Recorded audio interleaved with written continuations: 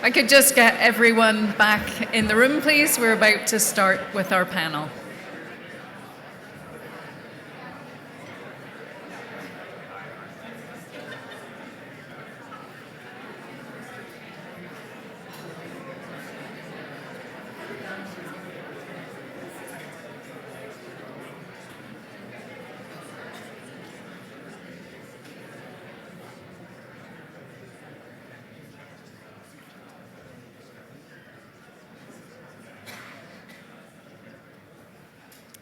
Great, welcome back everyone. It's fantastic to have good coffee and tasty treats, but thank you very much for being back promptly.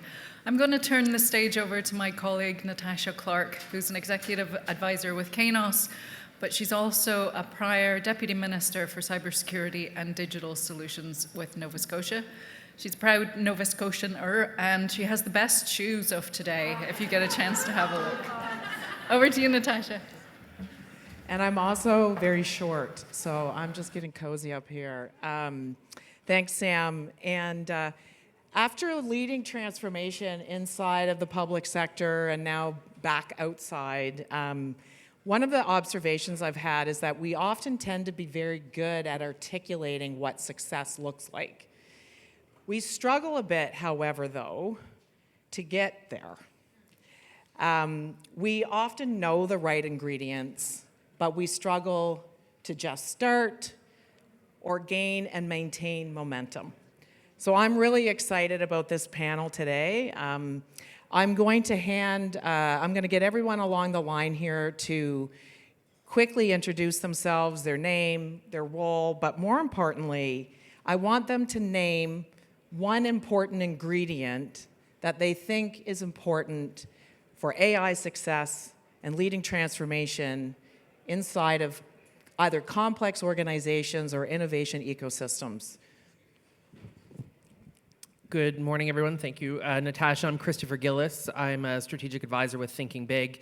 And over the last several years, I held senior executive roles with the government of PEI. I was a deputy minister of priorities, where I was responsible for implementing fairly large and complex IT projects, and I did such a great job at that. They saw fit to move me to the Provincial Health Authority, where I was the head of transformation and strategy, responsible for IT and digital. So pleasure to be here today. In terms of one ingredient, I think it is the human component around the cultural aspect in a large organization and recognizing that AI is not a tech problem, it's not a tech solution, and it is not for the IT departments to own. It needs to be a matter of corporate culture and an approach to recognizing that AI is an enabler of the human work, and how do we incorporate that into the human work. So it's about weaving in the human behavior element and the cultural element required to make AI successful. Thank you. Great. Hi, everyone. My name is Theresa Yurkewich Hoffmann. I'm head of responsible AI at Kainos. So that thinks about how do we apply AI in a way that's ethical, human-centered, thinking about governance as well, and trustworthy. No surprise then, I think the ingredient that I'm going to select is trust. I think that's most important when we think about success. So trust in how the tools are being used, trust in their purpose, trust in the result that they're giving, and I'll probably go into that later as well. Thank you. I'm Carrie Forbes. I'm the founder of Rockstar Advisory here in Halifax. Prior to that, I was the CEO of an organization called League Data, where we did big, complex financial projects for the credit union sector, including using lots of AI. And I actually have a public sector background. I worked for back what was called the Chief Information Office years ago. Lots of transformation, lots of working to figure out what are we trying to enable. And I actually spent 10 years in a big bank as well. I guess, when I think about this question, I mean, great answers so far, but one of the things I'm going to be looking at is your personal leadership. And what are you willing to change within yourself? Because you're going to change through the process, whether you like it or not. And I'll get a little bit more further into that as we go. Hi, everyone. My name is Mehad. I'm the Director of Innovation and Strategy at Tribe Network. Tribe is an entrepreneurship and innovation hub where we're dedicated in supporting Black and racialized entrepreneurs across Atlantic Canada. Prior to joining Tribe, I've had decades of experience working at the intersection of startups, accelerators, incubators, venture capital, and impact fund, and also policy advocacy. today I'm going to be talking more from the community inclusion angle. And to answer Natasha's question, one of the key ingredients is not focusing on the solution, but it's actually on the problem. When you start building AI solutions, you also need to understand, do you have the right clarity on the problem? Because if you don't, then your solution might create another layer of problem. Thank you. This is an awesome panel. To get us kicked off, there was a term that I would often use in government, and we would call it the whataboutery. What about this? What about that? What about? What about? And it's easy to get caught up in that whataboutery. But in practice, what actually really matters? What's non-negotiable? What's overrated? And what's missing from that conversation? Again, thinking about Mike's words this morning, how do we get to action? So I'm tossing it out to the panel. How do we get away from whataboutery and what actually matters to get started and to take action? Should I go first? You go. I'll be the brave one. You go. Okay, I think there's a couple of things that I think are important here. The first is that I get a lot of questions around risk. So people are scared to use AI. Maybe there's no regulation. They're not sure how to deal with that. One of the things I think are non-negotiable is from the governance side. So thinking about what is your definition of responsible AI, what is the policy of how people can use AI in your organization, and do you have some kind of forum or process for how you can check that? So if risks come in, if people are using AI for, let's say, high-risk use cases, do you have a way to catch that? I feel like that's a little bit boring, but I actually think that's like the first step to feeling comfortable that your organization is prepared. What I would say is a non-negotiable then is that I think a lot of times organizations get caught up in saying, of course we're using AI responsibly. Why wouldn't we? Of course we do. But everybody has a different definition of what is responsible.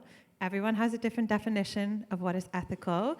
And so having some of those guardrails actually in place of how would you test for bias? How would you even identify if there's bias there?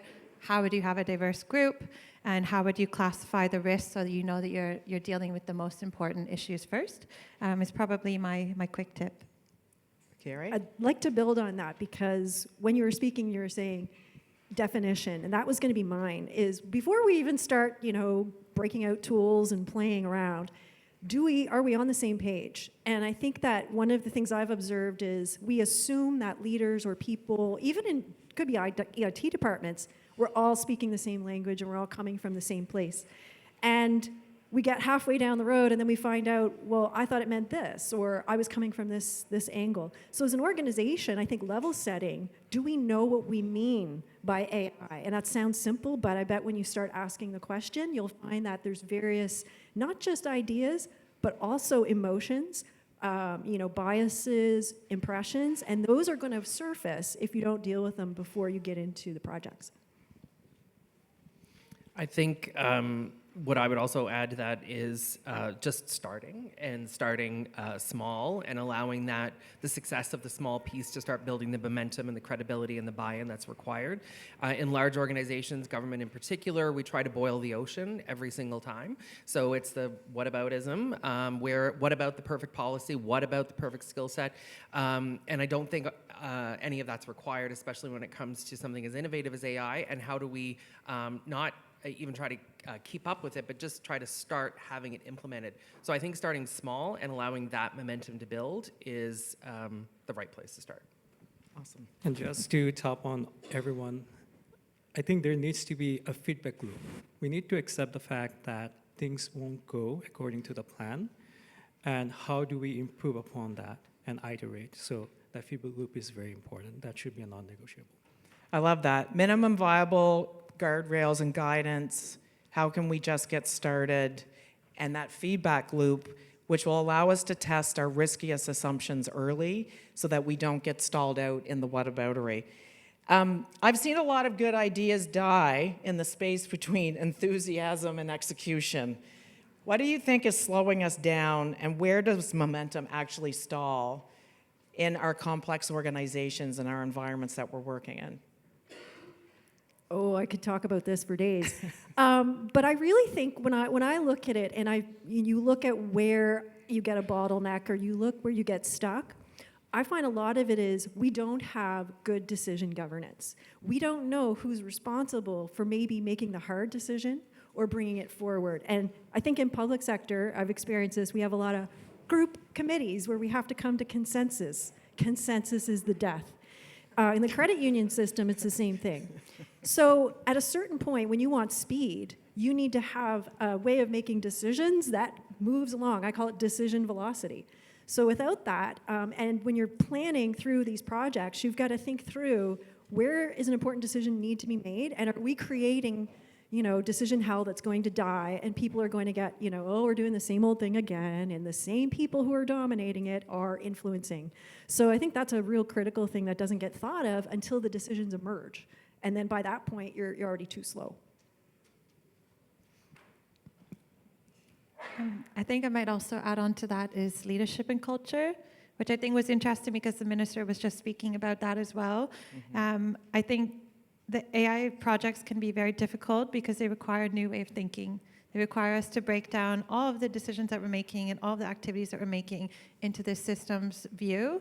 And it requires us to collaborate with people that we don't normally collaborate with. So I think that is really challenging at its heart. And sometimes it means that we need to rewrite policies or rewrite processes, and that's very complicated, and it requires a lot of people being really invested and willing to put in the difficult effort. So I think part of that needs to come from the top, that people feel comfortable that they can do that they can question it, that people feel comfortable that things can go wrong and they'll get fixed and we can fail fast.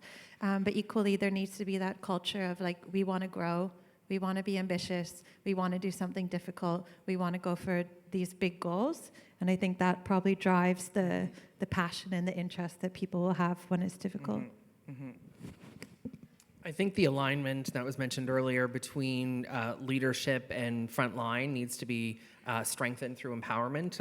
Often, as is the case, you have a very senior leader, whether in the public sector it's the minister or the deputy, whose risk tolerance is going to be very different than the rest of the organization, in particular frontline staff, and have a vision that they want executed, but the conditions and the components underneath it don't exist. And so you get into the what about the privacy legislation? What about information sharing agreement? What about the legacy systems?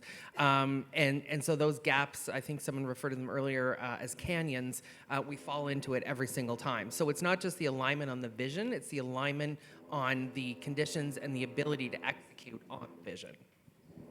And just going to build on top of Chris, I think it's very important now that the middle management is empowered as highly as possible. They connect the vision for the leadership and the implementation power from the frontline workers. So how do we help them to ensure that they're not just only making sure that the implementation is happening according to the vision, but also adapting to the changes that's happening? That is way faster and changing than the vision itself. So how do you keep up to that pace? That's also necessary.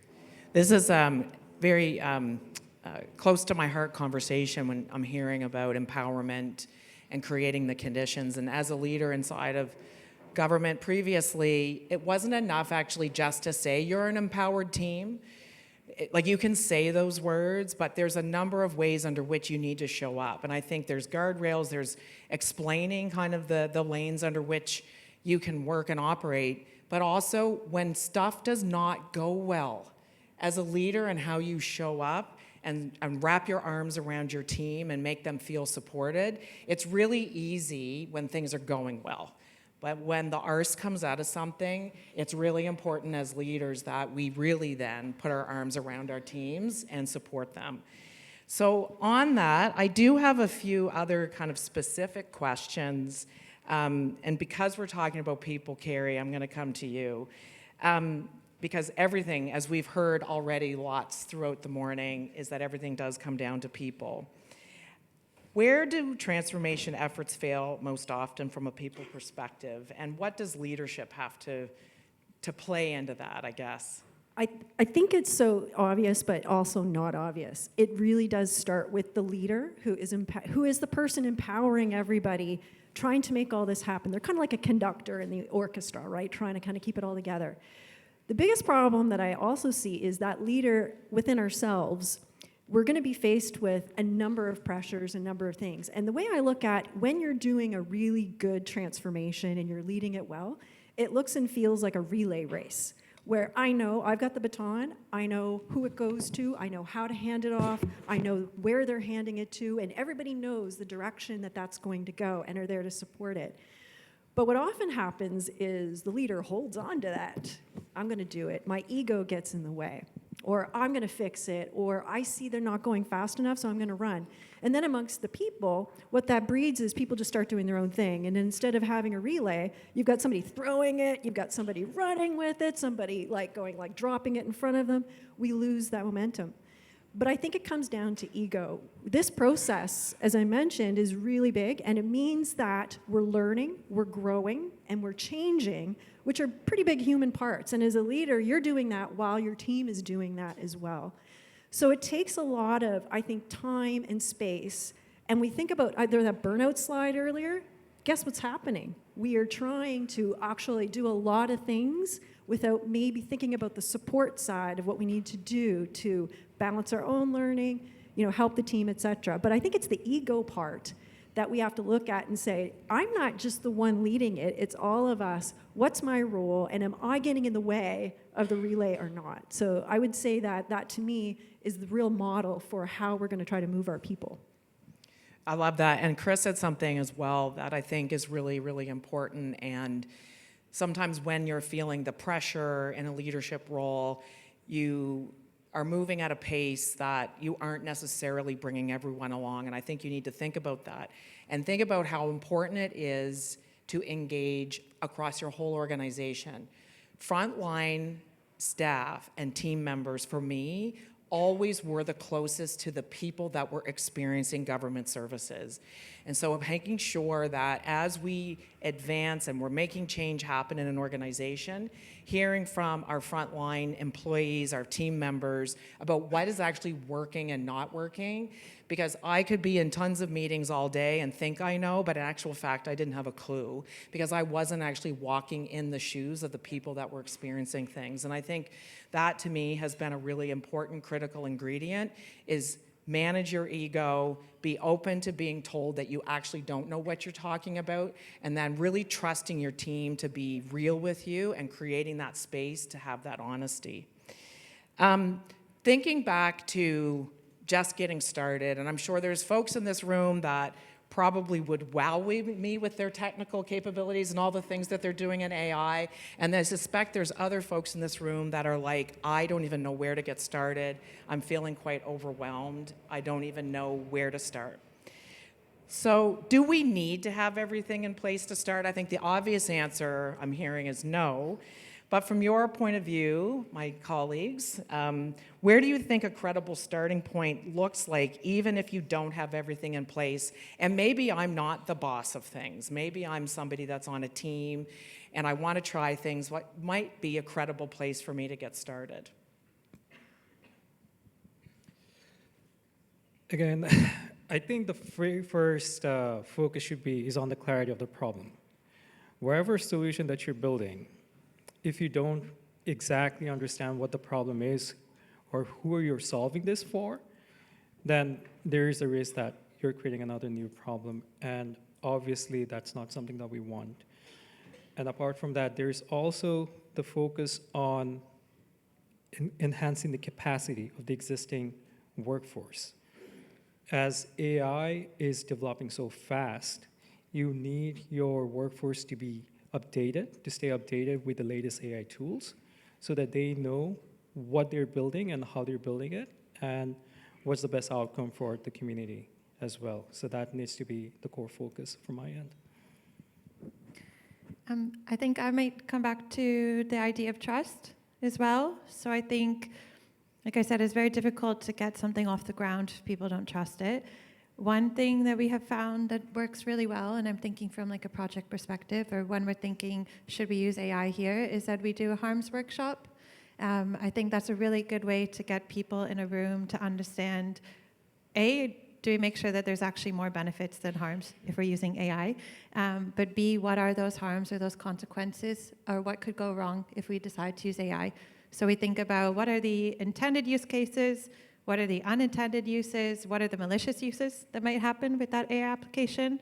Think about all the different people that could be impacted, society as well, and then what are the different harms that could come as a result. And sometimes those bring up really interesting questions. Sometimes it's about burnout, but equally sometimes it could be just about getting more joy in a role. There's risks that we've had come out around environmental use and sustainability. That will guide how we're going to architect something later on. Or there's risks that come up around sovereignty, for example. Again, that might choose what models we want to go with.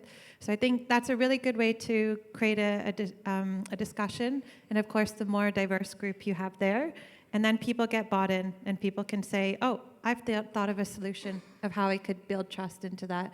If you do this, this, and this, I'll feel comfortable using it. And then that builds your pathway for what you need to do for the project, and that also builds your pathway for how people to adopt it. I think just going back to my earlier comments about starting somewhere, I think a leader has to be bold enough to be able to carve out, even a small sandbox to start experimenting and playing and innovating.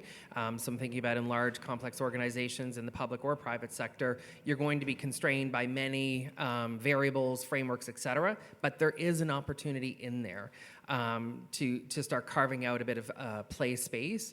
And I think about at Thinking Big, the specialty that they've developed is working with folks around identifying, smaller, manageable work packages or elements of workflows to start there. To my earlier comments, to build the success, to build the credibility, and build the momentum from within. But we can start somewhere. We just have to find out where and how. And you need someone who is bold enough and has appropriate authority or influence within the organization to start.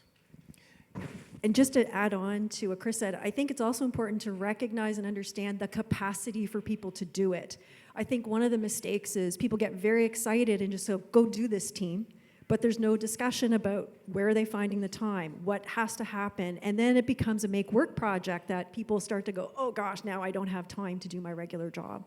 So we've got to balance that enthusiasm and, like you said, carve the sandbox and the time and make sure that everybody understands what that looks like and is bought into it. Awesome.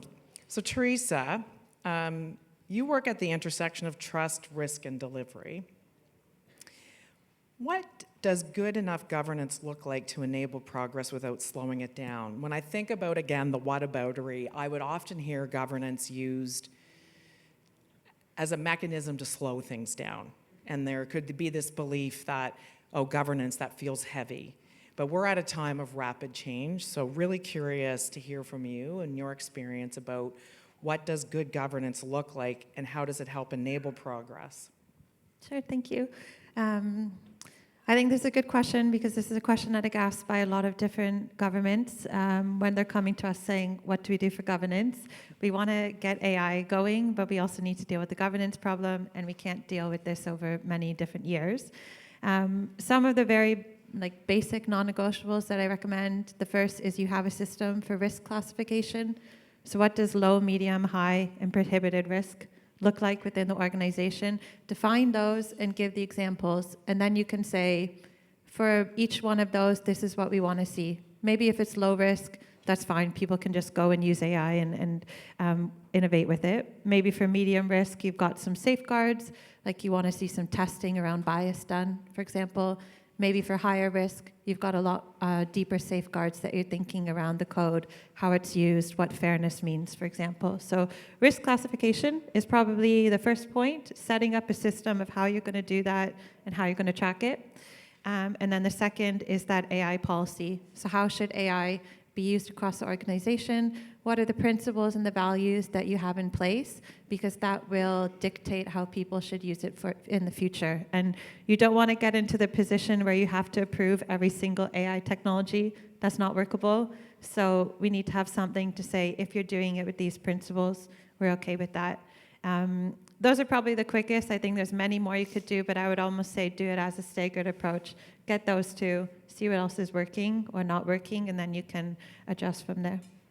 Minimum viable governance, iterate, test, and learn, I think has been a successful pattern that I know I've experienced.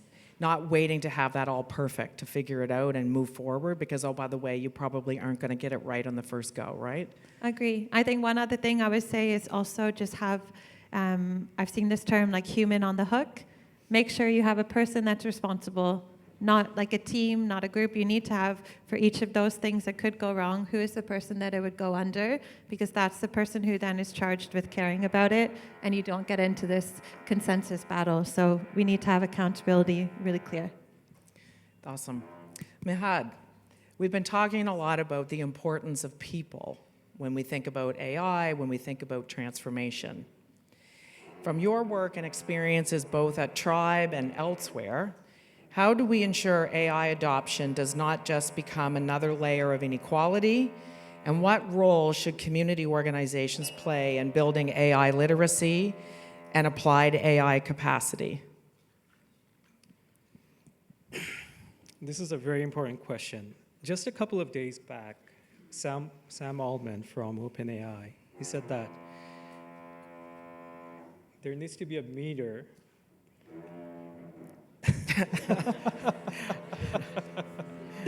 I'm like, really good timing. Good Anyways, I'll timing. just go through it. So he said that they want to put a meter on their GPT and sell it to people just like how electricity and water is being sold. What does that tell you? Can everyone afford that? Not really. So that sounds more like people who already have advantage, they're going to have more advantage, and it's going to increase and widen the inequality gap. Large organizations that have the capital, capacity, infrastructure, they'll be able to generate more compute power compared to communities, small founders, or underrepresented entrepreneurs across communities who cannot afford all this, right? So there is a real challenge here. And so we need to think about inclusion right away from the beginning, at the start, not in the middle, not at the end. Otherwise, this is going to be really, really dangerous. And the very first step to do that is by raising awareness. People need to know what AI is, not just the builders, but the mass people across Canada. China has introduced AI literacy programs for primary and secondary level, and we still don't have an AI strategy yet. So what do? This is where I do believe nonprofit organizations can step in. They work more closely with communities, they understand their challenges, and they have that level of trust. So by empowering them, we can definitely help people understand further what AI is, what it can do, what it cannot do, and the malpractices as well, so that they don't become a victim of the changes that's been happening. Mm-hmm. So that's my thought on it. We definitely need to bring everyone, not just in the room, but across all our communities, and make them aware of what AI is, so that AI adoption is more accessible and affordable for everyone. I love that, and I think it's such an important component of when we go back to trust and we think about trust and community organizations understanding their communities. And in government, certainly leaning into partnerships in community and knowing that we didn't necessarily have all the answers is a critical way forward. And I think I'm hoping through AICon and our conversations today that we can make those connections, create those networks so that we can make sure that we're working together to address these concerns and hopefully prevent as much inequality as we're advancing in this space together. That hammering is really spectacular. Yeah. Glad the reception's tonight and not right now. So, Chris, I feel that you and I could have some therapy about being inside of government and doing transformation work. But you've been inside of government as well. And where have you seen, good ideas get stuck? And from your experience, what does government need to stop doing? Which is a hard thing for government to do. That's something that I don't know if we actually stopped doing things sometimes. We said yes to lots of things and then did them on into perpetuity. So from what your experience, where do things get stuck and what might government have to stop? government needs to stop trying to eliminate all risk, and it needs to really lean into more of a risk management model. Now, that's a large, broad, sweeping statement, but I think where the secret sauce is the intersection actually between the public and government. So what happens is, if you think about kind of best practice for innovation, you want to fail big, fail fast, all but celebrate it, learn from it, and go back at it. So you're going to iterate, you're going to test, you're going to have the best and strongest product by the time you're finished. Government does not support that type of innovative, creative environment, and it's in large part because something inside government, as innocuous as testing and failing, can end up on the front page of newspapers. Governments every day are overwhelmed with whack-a-mole of trying to address issues and problems, so they inevitably develop a bias toward trying to control and eliminate all risk. So they need to facilitate an innovative environment that allows for the creativity and the openness. And unfortunately, when I talk about the dialogue between governments and the public, it's that the public sentiment will rise up to the point that governments will do their job, which is to listen and respond, but it will probably clamp down on the risk management. So our elected officials also need to become, I think, more confident and bolder about defending and supporting their public service and being more progressive with how they share what public services are doing and why, and how they need to bring the public along with them and not be reactive to these perceived scandals, because that's ultimately where innovation and creativity dies. It was really great to hear the Minister from Alberta talk about Hamish, and I love that for Hamish, that he was so successful and ended up, in the minister's Substack. But in the world I came from, Hamish probably would have been reprimanded by IT security. Their middle manager would have said, like, what on earth are you doing? And it probably wouldn't have gone much further than that. And that's just the reality of the environment, because the other thing that governments do is that when there is an issue, they want to head on a platter. So it creates a fear-based environment where people are unwilling to put their ideas forward and their creativity forward. Yet governments want the creativity and the progression. So it's this kind of chicken and egg, and the senior leaders, the elected officials in particular, but as well as the public service leaders, have an incredible responsibility to begin that dialogue with the public now, because what is happening with AI is fundamentally different than anything I think we've dealt with in our lifetime. Love that, Chris. I feel that deeply. Yeah. Also, all jokes aside, Minister Glubish writing about the work they're doing in Alberta on Substack. I think governments having the confidence to blog, to write about the things. I know it seems boring. You kind of like, who would be interested in this? But I think it really does give a picture and a window into what government is up to and what they're doing. I see Conla looking at me, but I have one more hot round. I know, it's gonna be, no, the timer just finished. Okay. She knew this was gonna be a risk. Okay, quickly.